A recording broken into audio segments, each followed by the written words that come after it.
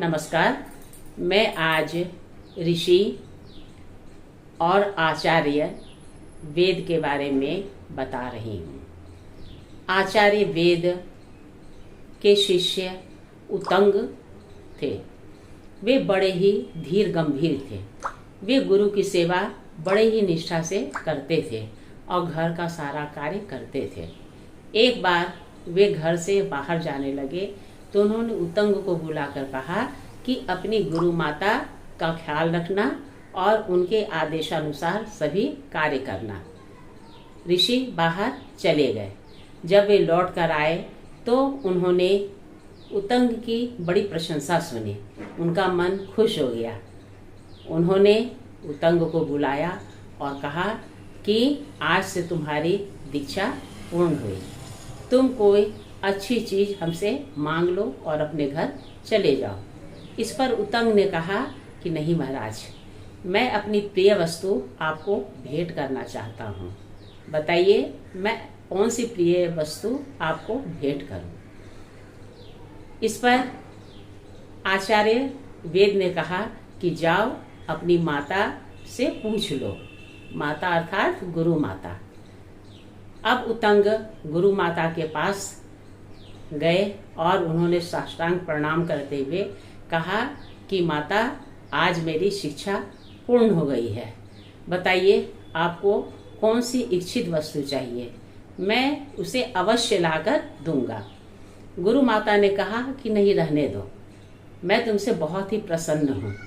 इस पर उतंग ऋषि ने कहा कि नहीं, आपको कुछ न कुछ बताना ही पड़ेगा, जिसके पाने की मैं कामना करूंगा और आपको प्रदान करूंगा। ऋषि माता ने कहा कि देखो बेटा, 7 दिन के बाद आश्रम में ब्राह्मणों का भोज है। तुम महारानी से कान के कुंडल लाकर मुझे दे दो। ऋषि ने कहा ठीक है। इस पर गुरु माता ने सावधान करते हुए कहा कि देखो, ये कुंडल बड़े ही बेशकीमती हैं। इसके पीछे शेष नाग भी पड़ा हुआ है। वह तुमसे इसे छीनने की कोशिश करेगा, लेकिन तुम घबराना मत। उसका सामना करके तुम कुंडल को ले आना। उतंग ऋषि ने कहा कि ठीक है माता। जब वे रास्ते में चलने लगे तो उन्हें ऐसी अनुभूति हुई कि उनके पीछे पीछे कोई चल रहा है। जब वे पीछे मुड़कर देखते तो छाया गायब हो जाती। इसी तरह से वे चलते रहे। पास में एक नदी आई। उन्होंने कुंडल को रख दिया और पानी पीने लगे। जैसे पानी पीने लगे तो नागराज कुंडल को लेकर भाग गए। उतंग ने इधर उधर कुंडल को ढूंढा। जब नहीं मिला तो वे पाताल लोक चले गए और इंद्र से वज्र लेकर उसे 1000 वर्षों तक युद्ध किया और कुंडल लाकर अपनी गुरु माता को दे दिया। तो ऐसे थे हमारे गुरु भक्त महात्मा उतंग।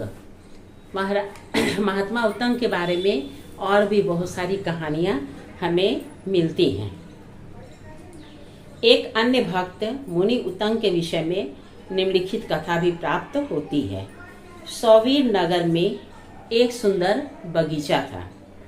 उसमें बड़ा भव्य और विशाल विष्णु मंदिर था। महात्मा उतंग उस बगीचे में रहकर मंदिर में भगवान विष्णु की पूजा किया करते थे।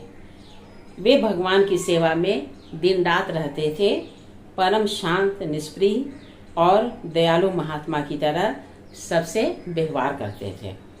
एक दिन कणिक नाम का एक डाकू, जो व्याध भी था, मंदिर के अंदर आया। उसने देखा कि मंदिर के अंदर तो बहुत सारा खजाना रखा हुआ है। अब उसकी दृष्टि मंदिर के ऊपर लगे हुए स्वर्ण कलश पर भी पड़ी। उसे देखकर कणिक ने अनुमान लगाया कि मंदिर के अंदर अपार धन संपत्ति होगी। महाराज उतंग उस समय भगवान के ध्यान में मग्न होकर भजन कर रहे थे। देखा कि महात्मा के जीवित रहते हुए ये धन को ले जाना बड़ा ही मुश्किल कार्य होगा। अतः उसने एक हाथ से उनकी चोटी पकड़ी और दूसरे हाथ में तलवार लेकर उसका मस्तक काटने के लिए तैयार हो गए।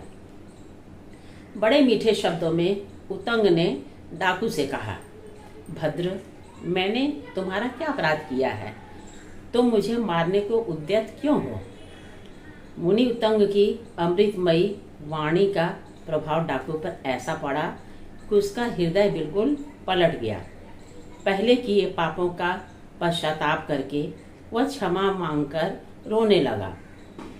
जब वह इस पश्चाताप के जलन को नहीं सह सका तो उसने अपने प्राणों को त्याग दिया। तब मुनि ने भगवान का चरणामृत उसके मृत शरीर पर डाला। उस दिव्य भगवान चरणामृत के स्पर्श से डाकू का उद्धार हो गया। समय आने पर वह दिव्य